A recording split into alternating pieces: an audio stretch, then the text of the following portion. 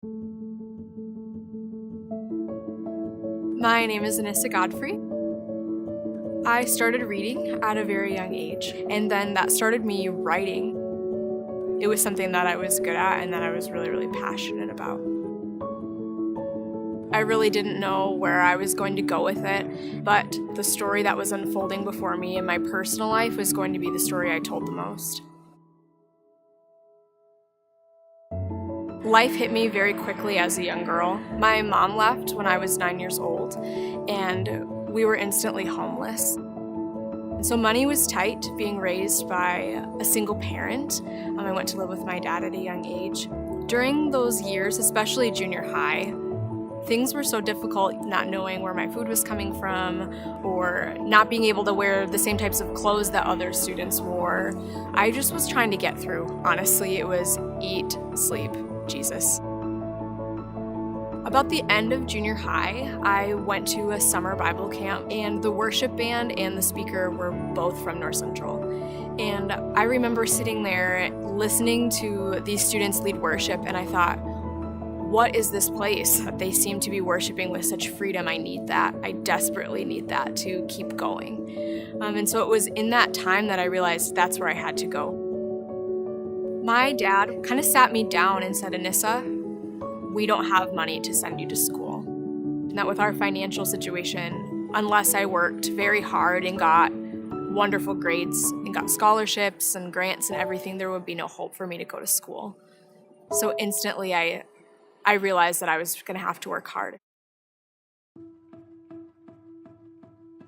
I became so passionate about writing that I couldn't stop. I just began to dream of what it would look like to travel and speak and share my story and have people read my writing and impact other young people that were going through very similar things to me.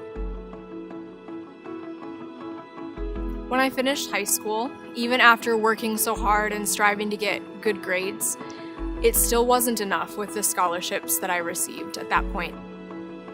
Even with the maximum loans and everything, all the money I had saved, it wasn't enough. And so I had to call my admissions counselor to tell her that. And it was a heartbreaking conversation for me because I thought at that moment it was done, that I couldn't go to college. A few weeks later, after talking to my admissions counselor, I received a phone call from her, and she said, Anissa, I talked to the committee. We have more scholarship money for you. We know that you need to be here. We want to see you here. And my voice cracked. I was like, really? There's more for me. It was enough to get me there for the first full year. And I remember in that moment, I broke down. I started crying. My dad started crying because we thought, what is this university that cared so much about me that it would fight for the dream I thought was over? And ultimately, that experience led to later that year, the school asking me, Anissa, we see your heart for people. We want to start a girls' ministry in the Twin Cities that reaches out and that helps tell them about their identity in Christ, and we want you to do it. I thought, wait a second, I have no clue how to do that. And they said, we know, but we know it's you, and we want to be the place that propels that dream in your heart. We traveled throughout the Twin Cities metro area. We started doing community events in Elliott Park, events at the Juvenile Detention Center, homeless shelters, and it kept growing and growing to the point where after my junior year of college, I spoke for 3 weeks at camps in Alaska.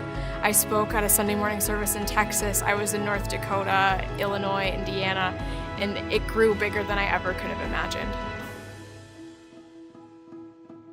My experience at North Central was more amazing and more healing than I ever could have imagined it would be.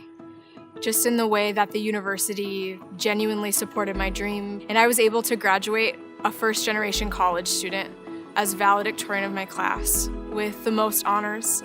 I was senior class poet, so I got to read a poem at baccalaureate that I wrote, and it felt amazing. It felt amazing to see my dream after all that time actually come true. I am so incredibly thankful for the people that chose to give. Scholarships are so vital. Without them, students can't necessarily come and they can't learn and grow and change and be prepared for what God has them to do. that scholarships open a door for students from any walk of life, any circumstance, to come into this place and to learn and grow and to walk into what God has called them to do.